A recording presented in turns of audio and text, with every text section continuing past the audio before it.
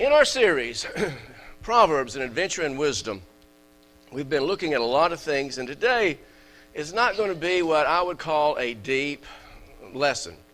I'm not going to probably show you anything in the scriptures you haven't seen before. It's not going to be one of those kinds of things to hear something you've probably never heard before.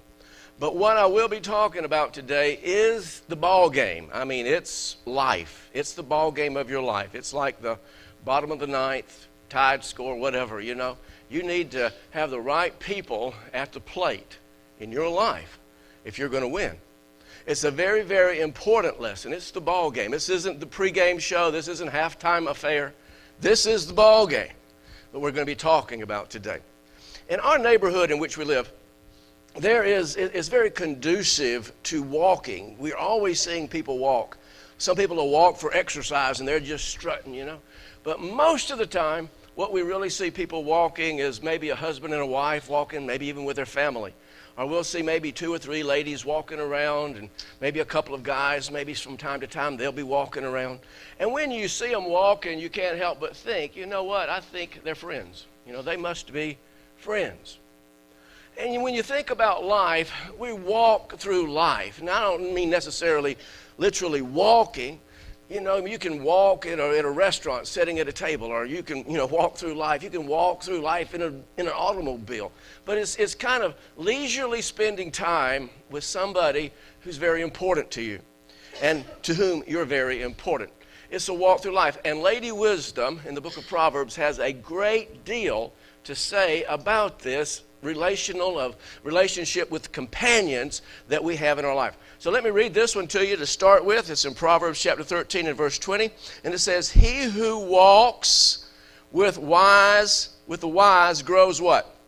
Wise. Now leave that up there. Let's just meditate there just a second. This is Lady Wisdom's path. And what we're hearing here is if I walk with a wise person, I'll be wise, but let's expand that. Whoever I walk with, I'll be like. Is that kind of what we're saying here? If I walk with this, if I want to be like this, then if I hook up with this person, then this is what I'm going to become. I want to make sure we get that point off the top. Now here's whore folly's way, going down the path of folly. But a companion of fools suffers what? Harm. So what we're saying here is that we have this choice in life. Which way are we going to go? And it's according to the companions we keep that what we're going to experience in life, whether we're going to have a good life of wisdom or we're going to have a life of harm and hurt. And in our lifetimes, we're only going to have a handful of people, just a handful. Beyond your immediate family and perhaps your spouse, it's your friends. And these are just going to come by in a handful of life, a handful of these companions in life.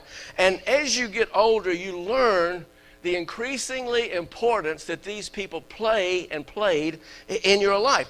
And what I want to call them are the VIPs of our relational world. We all have these very important people.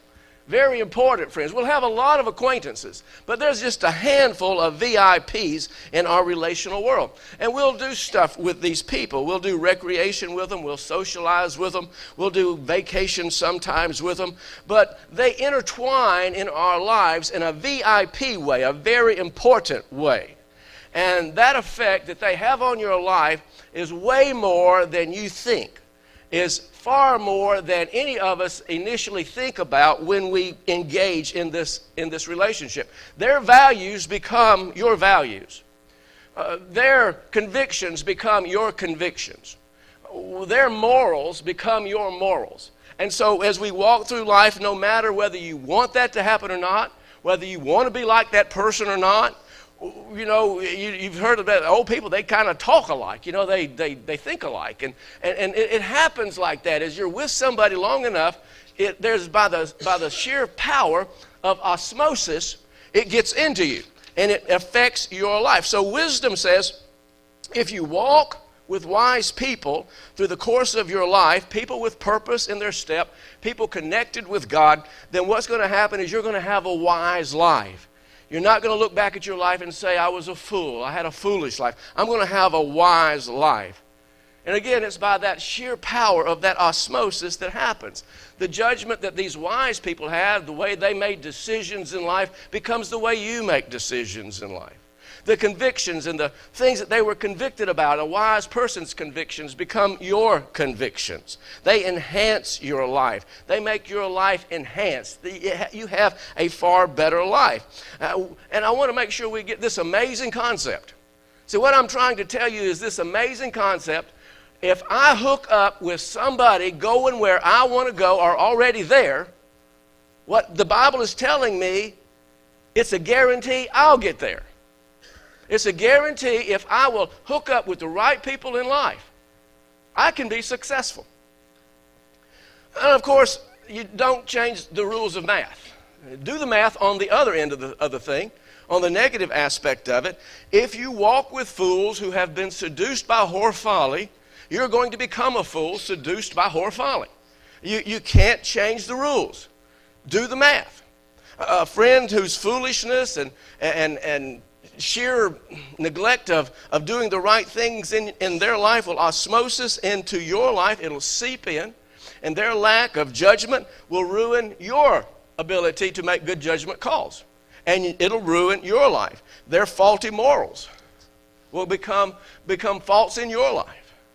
And this is the way it's going to work out. The scripture we read said that you will suffer harm. And before you know it, your life's all messed up. Your life's not doing very well at all. And many, many times when you look at someone's life, the reason their life is not doing well is because of the friends they have. It's amazing when I talk to people whose lives are messed up. They're going through things. Sometimes people will call Judy or me, or they want some counseling, or just going to talk, help them through a mess they're in. And it's amazing to me. If we know the people, the person, whatever, very well at all, we kind of know who they run with, who they talk to, who they've been with. And before we even meet with them or hear their problem, we'll say, well, you know who they've been with, or they know who they've been talking to. And it never fails. It never fails. The majority of the messes that we have in our lives are simply because of the companions and the relationships we've placed ourselves with. So, if you can find success by hooking up with the right people and having the right companions in life, don't change the math. You can't. You're going to find failure in life by hooking up with the wrong people as well. They'll take you the wrong way. So what wisdom asks us to do is to ask this question: what do you want from life? What do you want your life to be? What do you want to become? And once you've made that clarity in your life, the rest of it's basically academic. It's just finding those people and attaching yourselves to them. And once you do, then you're on the road to becoming whoever and whatever you want to be. So I want to look at it now from a different perspective, if we can, because I want to see the effects that these people will have in our lives from a biblical aspect. In Ecclesiastes chapter 4 and verse 9, it says this: 2 people can accomplish more than what? Than twice as much as one.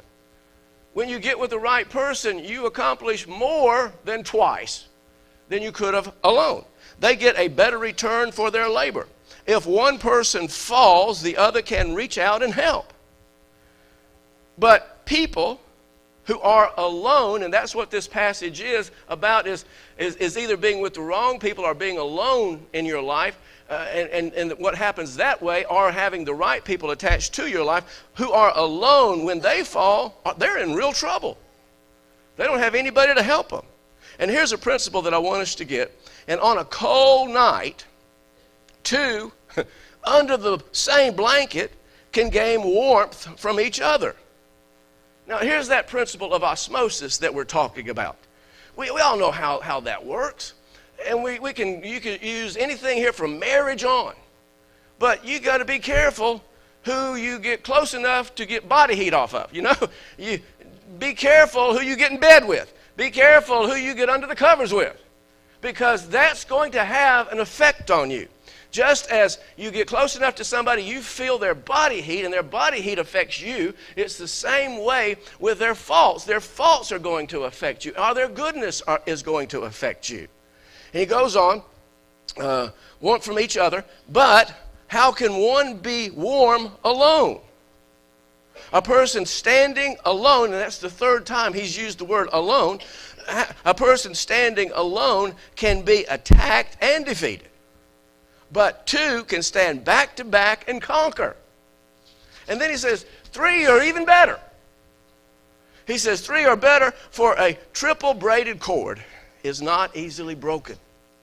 I want you to say that back to me, because I'm going to come back to it towards the end. Would you say a triple braided cord is not easily broken? Say that back to me. For a triple braided cord is not, that's right.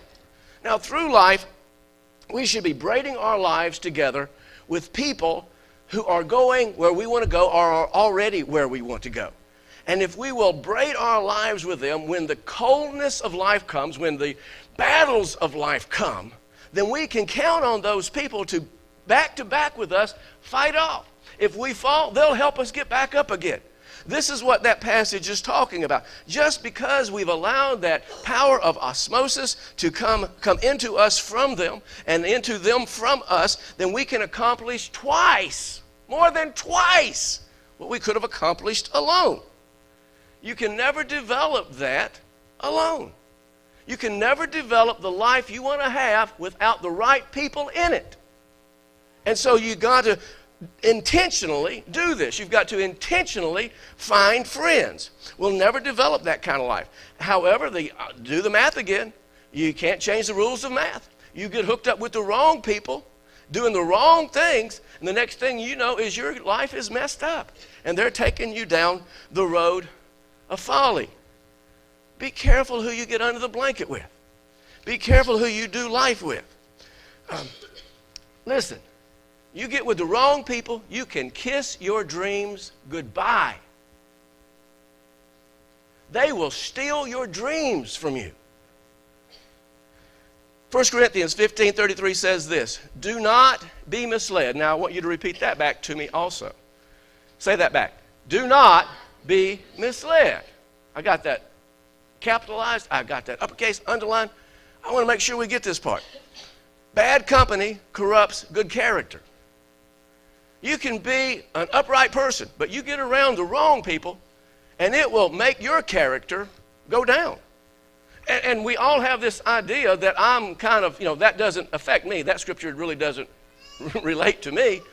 And I'm thinking about myself. I've been preaching 30 years. I've been a Christian for over 30. I've been, I've been reading the Word every day. I quote scriptures. I know all these principles and all these rules. And so I could easily say, you know what? I can hang out with anybody, any group of people I want to, and it will not affect me.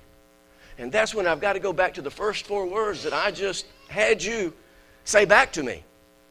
Do not be misled. It can happen to anybody. If I get around the wrong people, I get in trouble. This does apply to me, and it will apply to you. It so determines the lives we live by the people we run with. Now, with this concept in our minds of hooking up with the right people and what the benefits of their being in our lives will do for us, I want to work with the Word of God here just a little bit and kind of shrink down, minimize just a little bit as far as the selection of friends that we have. There are some people in life that we need to prune. And some of you have friends in your lives right now you need to prune. And I want to challenge you before we're done to do just that. But at least in the future, as you see these particular people coming through your life or into your life, you can say, whoa, this is not a good one. This is not a good one. I'm going to pass on this particular relationship. And so I want to look at some qualifications and some things that God says about people that I think we really need to make applicable into this lesson. So in the book of Proverbs in chapter 6 and verse 16, it says this. These 6 things the Lord what? Do we see that? Can the Lord hate something? There's 6 he hates, and then there's another one that makes him sick. These 6 things the Lord hates, indeed 7 are an abomination. What that simply means is that 7th one is going to just make him so mad it makes him sick. So he hates it so much. All right, let's count them off. A proud look, the spirit that makes one overestimate himself and underestimate others. A proud look deals with your face, right? Facial expressions and that kind of thing. So God is interested in how we look, how we appear, how we express ourselves. Number two, a lying tongue. Notice the body parts we're talking about here. We got a tongue here, had a face, got a tongue, a lying tongue. Number three, hands. See, there's parts of a character that God hates. He doesn't, in this particular case, hate the whole person. He just hates this particular aspect of their character, right? So hands that shed innocent blood. Number four, a heart. Getting a little deeper now. A heart that manufactures wicked thoughts and plans. Feet that are swift in running to evil. 6, a false witness that breathes. We're down into the lungs and spirit of the person. Breathes out lies, even under oath. And then number 7, he. In other words, there's not much about this person I like. That's what, you get this? He who sows discord among his brothers. Now this is, that's the abomination. That's the one the Lord hates so badly that it just makes him sick. People with these characteristics are dangerous. They're dangerous in your life, and if you let them in, they weave into your life, you're going to osmosis from them, and they're going to tremendously affect you. So we need to do some friend pruning, or we need to be wary of people that are going to be coming into our life that the enemy will send sometimes to waylay us. Now, let's go through these one at a time. Number 1 was a proud look. Now, this is a person whose attitude is superior to other people. Have you ever been around somebody and you say something and they just kind of roll their eyes? Like, you dummy. That's that face thing. I matter. What I matter matters, but what you think doesn't matter. What I think matters, but what you think really doesn't matter. How about this one? I think this one kind of really gets it there, and I'll fix it because I really want to be careful how I say this. But how about I'm white and you're black, or any color, or I'm black and you're white? I'm better than you. How about I make a lot of money and you don't? I'm better than. I'm superior than. How about I'm educated and you didn't finish high school? I'm spiritual. I talk in tongues. You don't even go to church. I'm a Republican and you're a... Or I'm one of them. I'm a Democrat. And I'm a Democrat, and you're.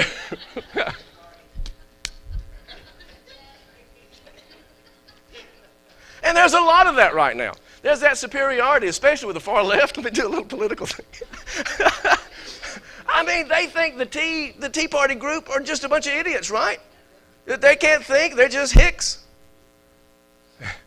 God hates that stuff. Remember, I dress expensively. I wear name brand stuff. You don't. You see, it's that attitude. Proverbs 16:18 says this: pride goes before destruction. Woo. And a haughty spirit before a fall. You don't want to walk with arrogant people.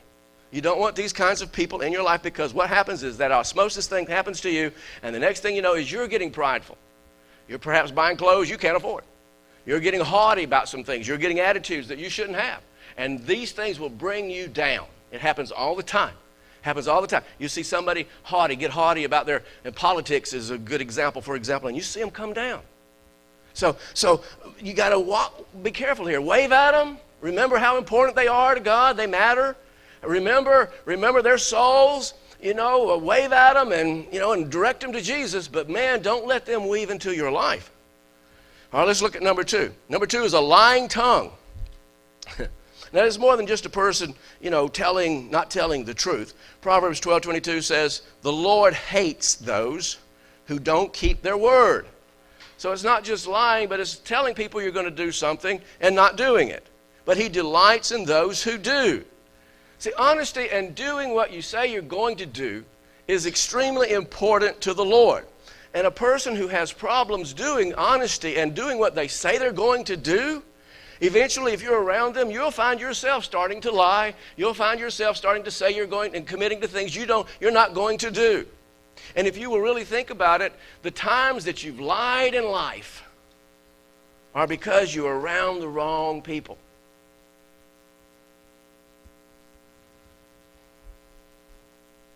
Stay away from those people.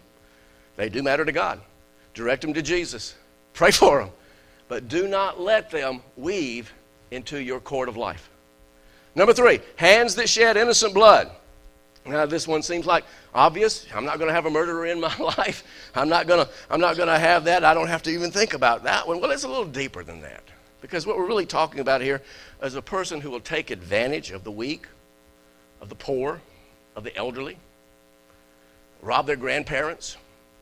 You know, it's this kind of a person whose heart is not moved by the suffering of others or by the weakness of others or by the poverty others feel.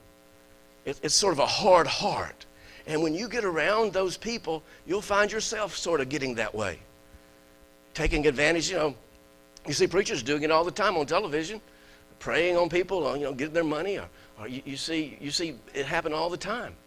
Just taking advantage of the weak, of the elderly. They have these scams just set up just for nothing but the elderly, just to get their money. God hates that. God hates that. Again, take a pass on that relationship. Say, no. I don't like how you do that. I don't want you around me very much. Number 4 and 5, I want to do these two together. A heart that manufactures wicked thought. Isn't that an interesting thought? A heart that manufactures wicked thoughts. In other words, think of an assembly line. Man, they're mass producing these wicked thoughts and plans, and feet that are swift to running. That's another interest. Feet that are swift to running to evil. They can't wait to get there. They can't wait for the next opportunity to do something evil and wicked like this. Now, these are just shady people in life. They're just shady. You just can't trust them. And I'm going to go to the extreme on this one just to get my point across. Would you say that a person who participates in, produces, manufactures, and then sells for profit child pornography would be a person who was manufacturing wicked thoughts and running to do evil? And a lot of times nobody's going to come up to you and say, hey, I'm into child pornography. They're just not going to do that, right? But if with a little inspection you start suspecting something like that in their lives, you see, remember that osmosis thing. And when you start getting these thoughts about child pornography, where did that come from? You see, you get around it, it's going to get in you. And before long, you're going to start having those wicked thoughts. You're going to start running to do those evil things. Run from that person. Don't just back off, say, oh, no. I might wave at you, but I'm staying away from you. How about number 6? A false witness who breathes out lies, even under oath. Now, this is a person who lies as easy as breathing. It's like they can't help it. It's like you don't know if they're telling the truth or not telling the truth. And in Proverbs 19:5 says, a false witness will not go unpunished. And he who pours out lies will not go free. Their own lies will capture them. Their own lies will punish them.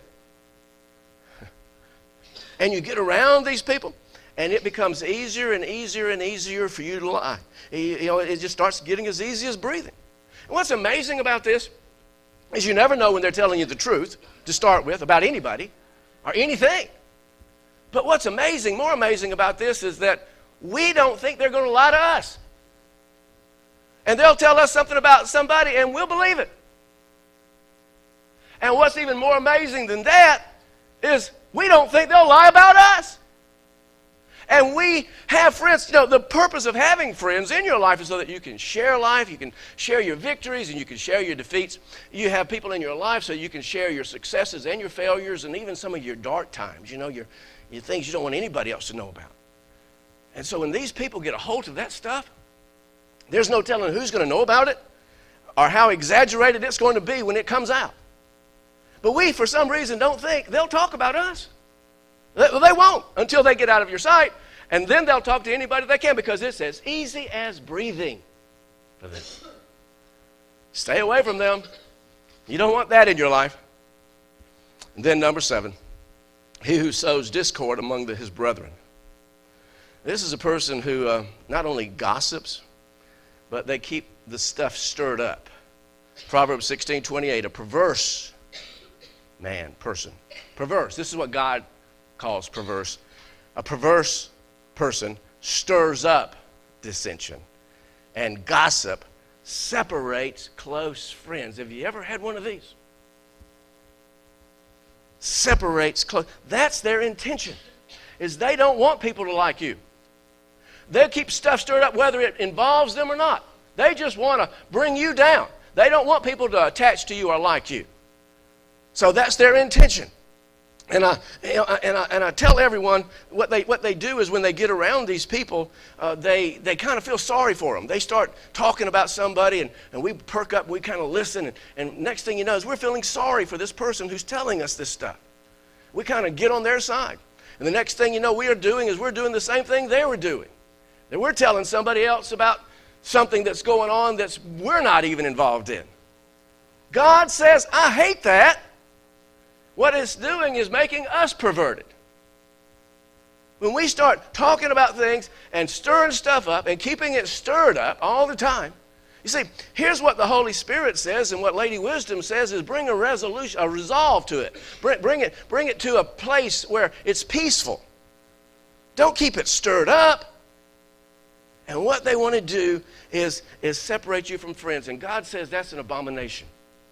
And the enemy wants you to be separate. He wants you to be alone. He doesn't want you to have friends. And so he uses this person, this kind of a person, to separate your friends from you. Listen, I've lost some good friends because of this kind of stuff. And I'm sure you have too. People that I thought were going to be with me forever because of this kind of stuff. Stirring stuff up, keeping stuff going on. I lost my friends.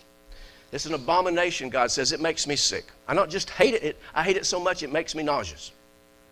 Matthew 5:9, Jesus says, blessed are the peacemakers, for they will be called the sons of God. That's the kind of people you want in your life.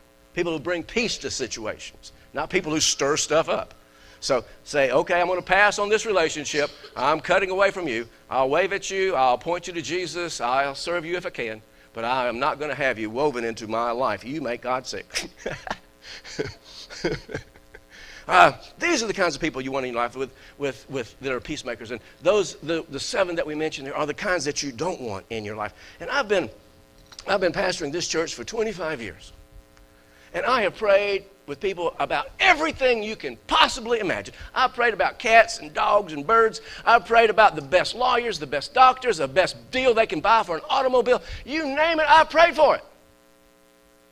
But you know what? When it comes to this thought, praying with people about their friendships and their relationships, it just seems like people become so casual. When it came to be really being diligent about searching for people to do this one and only shot we have to do life with. It's like it's just not that important. It'll take care of itself. No, it won't take care of itself. It will bring you down. Next to your family, it's your friends. And your friends and your family determine what you're going to do in life. It is the ball game. It's not the teaser before the movie. It's not halftime. It's not pregame. This is it. And it determines where you go in life. And what wisdom is telling us is one of the greatest challenges that any of us will ever have in life is finding the right people to do life with. So when I see people that I know who attend church here, hanging with people who had some of the characteristics of those things that God hates, I want to shake them. I want to say, what are you doing? You know better. You know this person well enough to know to stay away. What are you doing, What are you doing? You know, and you just don't understand. You just don't understand. You go to church here. You hear this at least once a year. You know, take a pass on those kinds of people. They will damage you. They'll mess your family up. They'll mess your work up. They'll mess your relationship with Jesus Christ up. They'll mess your life. Take a pass. Stay away. So here's where I'm wanting to bring this down to today. Okay, we got all that part down, but now what do we do? How do we do this with intention? How do we find the right people to do life with? Okay, first thing, you have to take initiative. There's 3 things I want to make sure we get. First thing you got to do is take initiative. Take this upon yourself. Don't just wait for it to happen. Find somebody who's where you want to go, or find somebody going where you want to go that's a pretty wise person, and connect with them.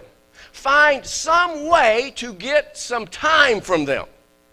Take initiative. Be aggressive. Ask them out for lunch. Call them on the phone. Say, hey, I'm admiring you. I want to learn a little bit more about you, whatever. Is there any way we could go to lunch together? Will you come over to my house for supper? Take a risk. Take initiative, be aggressive, take a risk. Because if we're going to have a relationship that really matters in life, it's going to require those 3 things. Do that with these people, and you're going to find a way to get woven into them. And you need to take time to, because they appear to be what you want, but they may not be. And you may get a little closer and you say, oh, no. I didn't see that one coming. So back away. But find a way to get some of their time. Find a way to get there. Some of my oldest friends and dearest friends, I've got one friend, we've been close for over 30 years. Over 30 years. And it all began with them asking us to go out to supper after church one night. It began, we went out and I kind of liked him and he obviously liked us. And so the next thing I knew, I was having him over to my house. I liked him. I said, man, want to find out a little bit more about you? They come over to the house. And learn more about it. And since that time, for 30 years, we have osmosis from one another. I've been at his back when he needed to fight a battle. He's been at my back when I needed to fight a battle. He's been good to me. I've been good to him. We've got a lot accomplished in the kingdom together. It's been over a 30-year friendship. I got another friend, 10 years ago or so. He just calls me. He was an acquaintance until then, but he calls me on the phone. He says, Delbert, I was just praying. And he says, I just felt to call you. He said, I want to get to know you. He said, I really feel like God would have us to kind of spend a little time together. And I want to see if it works and how you feel about it. Will you meet me for lunch? And I've had that relationship, so at least once a month, we'll drive, meet halfway from around Atlanta area, and we'll drive and we'll meet halfway, and we'll sit for a couple of hours, just osmosing, getting under the blanket with each other. Excuse the term, but you understand the principle now that I can say that, right? So we're kind of... Oh, no.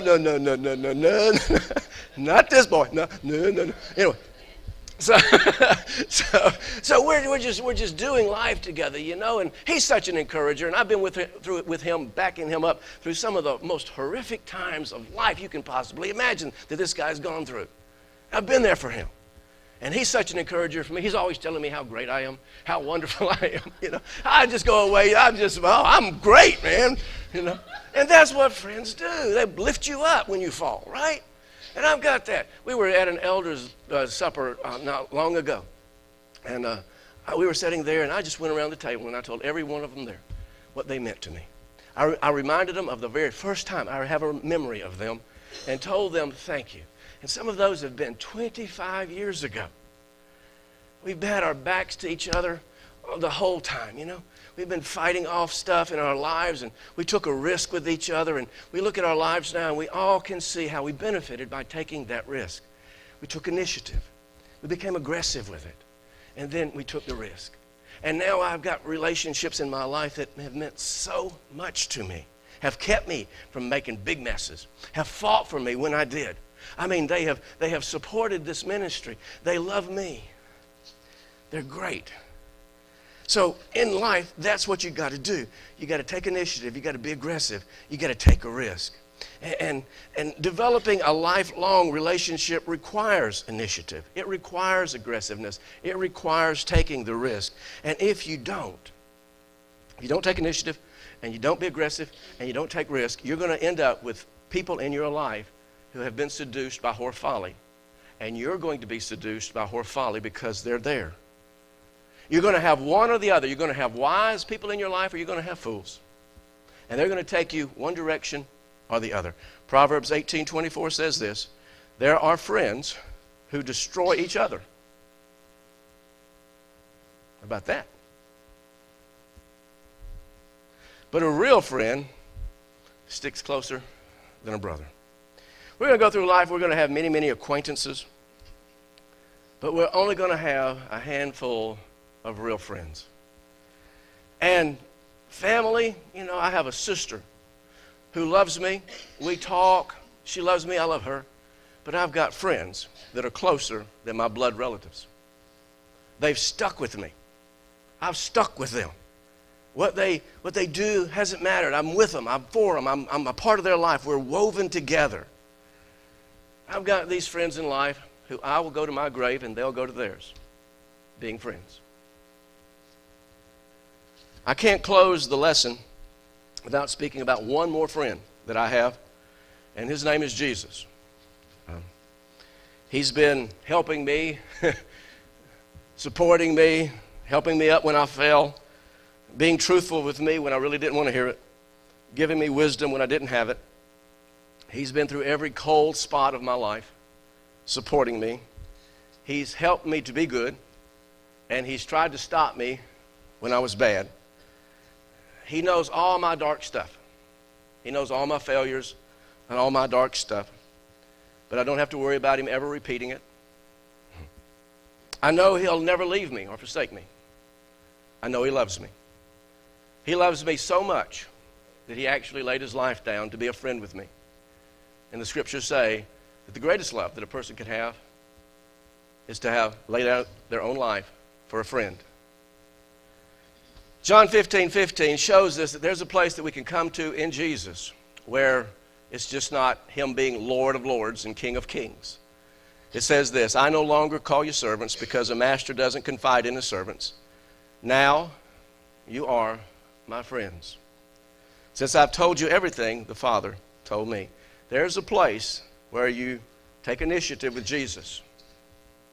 There's a place where you become aggressive in your relationship with Jesus.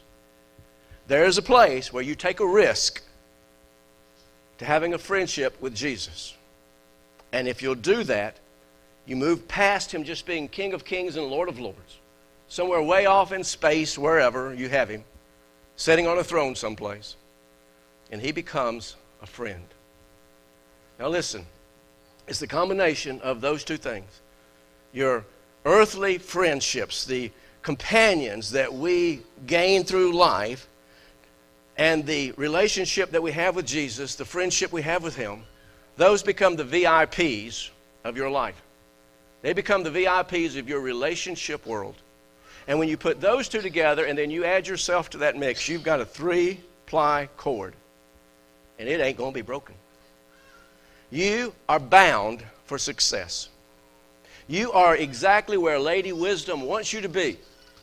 You are heading for a great life. Nothing's going to stop you. Nothing's going to get you down. If it does, they'll get you back up. Nothing's going to conquer you because their backs with you fighting. Nothing's going to keep you down. You're going to be victorious. There's nothing that's going to stop you in life, and you are going to get where you want to go in life. But you got to have those three things. It's the ball game. You got to have friends that are wise. You got to have a friend in Jesus, and then you got to hook up with that. And when you do, you have entwined a 3-ply cord. It's not going to be broken, and you're going to have a guaranteed successful life. Let's pray.